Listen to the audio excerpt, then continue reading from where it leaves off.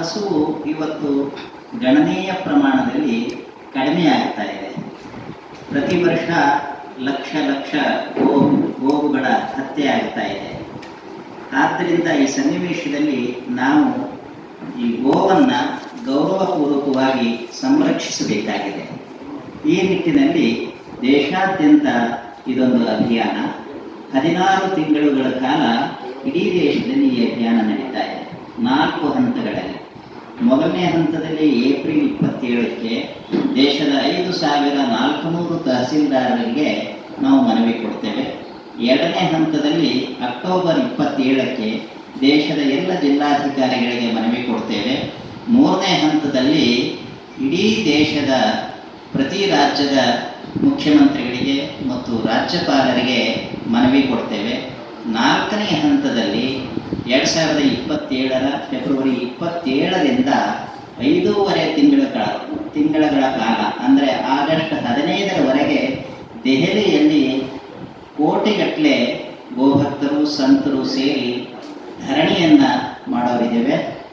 ಆ ಧರಣಿಯಲ್ಲಿಯೂ ಕೂಡ ನಮ್ಮ ಬೇಡಿಕೆ ಈಡೇರದೇ ಇದ್ದ ಪಕ್ಷದಲ್ಲಿ 2027 ಆಗಸ್ಟ್ 16ರಿಂದ ಆಮರಣ ಅಂತ ಉಪವಾಸ ಸತ್ಯಾಗ್ರಹವನ್ನು ಸಂತರು ಗೋಭಕ್ತರು ಕೂಡಲಿದ್ದೇವೆ. ನಮ್ಮ ಮುಖ್ಯ ಬೇಡಿಕೆಗಳು ಏನು ಅಂದರೆ, ಗೋವನ್ನು ರಾಷ್ಟ್ರಮಾತೆಯಂತಾಗಿ ಉದ್ಘೋಷಣೆ ಮಾಡಬೇಕು. ಗೋವಿಗೋಸ್ಕರವಾಗಿಯೇ ರಕ್ಷಿಸಬೇಕು. ಬೇರೆ ಬೇರೆ ಉದ್ದೇಶದಿಂದ ಮಂಜೂರಿ ಮಾಡಲಾಗ್ತಾ ಇದೆ, ಅದನ್ನು ನಿಲ್ಲಿಸಬೇಕು. ಗೋವಿಗೋಸ್ಕರವೇ ಗೋಮಾಳ ಸಂರಕ್ಷಣೆಯಾಗಿರಬೇಕು. ಮತ್ತು ಗೋಹತ್ಯೆಯನ್ನು ಸಂಪೂರ್ಣವಾಗಿ ದೇಶಾದ್ಯಂತ ಏಕಕಾನೂನಿನ ಅಡಿಯಲ್ಲಿ ನಿಷೇಧಿಸಬೇಕು. ಈ ಮುಖ್ಯವಾದ ಬೇಡಿಕೆಗಳನ್ನು ಇಟ್ಕೊಂಡು ಈ ಅಭಿಯಾನ ನಡೀತಾ ಇದೆ.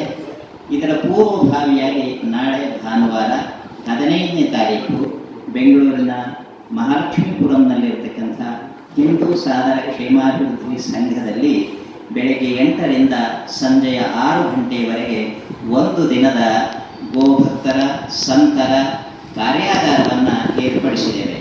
ಈ ಕಾರ್ಯಾಗಾರದಲ್ಲಿ ರಾಜ್ಯದ ಮತ್ತು ಹೊರ ರಾಜ್ಯದ 100 ಗೋ ಸಂತರು ಹಾಗೂ ರಾಜ್ಯದ ಪ್ರತಿ ತಾಲೂಕಿನ ಪ್ರತಿನಿಧಿಗಳು ಸುಮಾರು ಒಂದು 500ರಿಂದ 600 ಜನ ಗೋಭಕ್ತರು ಈ ಕಾರ್ಯಾಗಾರದಲ್ಲಿ ಭಾಗವಹಿಸಲಿದ್ದಾರೆ.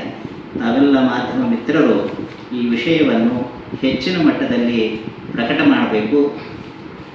ಸಮಾಜದಲ್ಲಿ ಜನರಲ್ಲಿ ಗೋ ಜಾಗೃತಿಯನ್ನು ಮೂಡಿಸಬೇಕು ಅಂತ ಕೇಳಿಕೊಳ್ತಾ, ನಾಳೆ ಮಧ್ಯಾಹ್ನ 12ರಿಂದ 1 ಗಂಟೆಯ ಅವಧಿಯಲ್ಲಿ ಮಾಧ್ಯಮ ಮಿತ್ರರೆಲ್ಲ ಈ ಕಾರ್ಯಾಗಾರದ ಸ್ಥಳಕ್ಕೆ ಆಗಮಿಸಿ ಕಾರ್ಯಾಗಾರ ನಡೀತಾ ಇರತಕ್ಕಂಥದ್ರ ಬಗ್ಗೆ ಹೆಚ್ಚಿನ ಮಟ್ಟದಲ್ಲಿ ಪ್ರಸಾರವನ್ನು ಮಾಡಬೇಕು ಅಂತ ತಮ್ಮಲ್ಲಿ ವಿನಂತಿ ಮಾಡಿಕೊಳ್ತೇನೆ.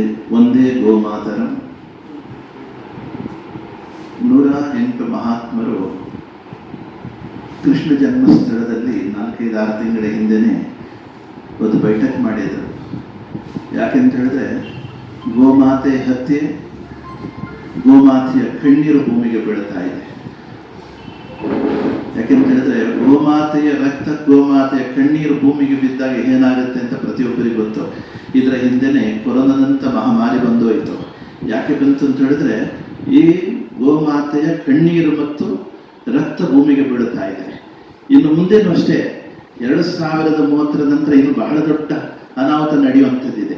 ಅದಕ್ಕೋಸ್ಕರ ಮಹಾತ್ಮರೆಲ್ಲ ಸೇರಿಕೊಂಡು ಈ ನಮ್ಮ ಭಾರತ ಮಾತ್ರವಲ್ಲ ವಿಶ್ವವನ್ನೇ ಉಳಿಸುವ ನಿಟ್ಟಿನಲ್ಲಿ ಬಹಳ ದೊಡ್ಡ ಕಾರ್ಯಕ್ರಮಕ್ಕೆ ಕೈ ಹಾಕಿದ್ದಾರೆ. ಇವತ್ತು ದೇಶದಾದ್ಯಂತ ಮಹಾತ್ಮರೆಲ್ಲ ಪ್ರಚಾರ ಮಾಡ್ತಾ ಇದ್ದಾರೆ. ಯಾಕೆಂದ್ರೆ ಗೋಮಾತೆಯೇ ರಾಷ್ಟ್ರಮಾತೆ ಆಗಬೇಕು, ಗೋಹತ್ಯೆ ಸಂಪೂರ್ಣ ನಿಷೇಧ ಆಗಬೇಕು ಅಂತ ಹೇಳಿದ್ರೆ ಅಲ್ಲಿ ಎಲ್ಲ ಮಹಾತ್ಮರು ಪೀಠ ಬಿಟ್ಟು ಬೀದಿಗಿಳಿದು ಗೋಮಾತೆಯ ಪ್ರಚಾರ ಮಾಡ್ತಾ ಇದ್ದಾರೆ. ಇದೆಲ್ಲ ನಮ್ಮ ಭಾಗ್ಯ ಅಂತ ಹೇಳಬೇಕು.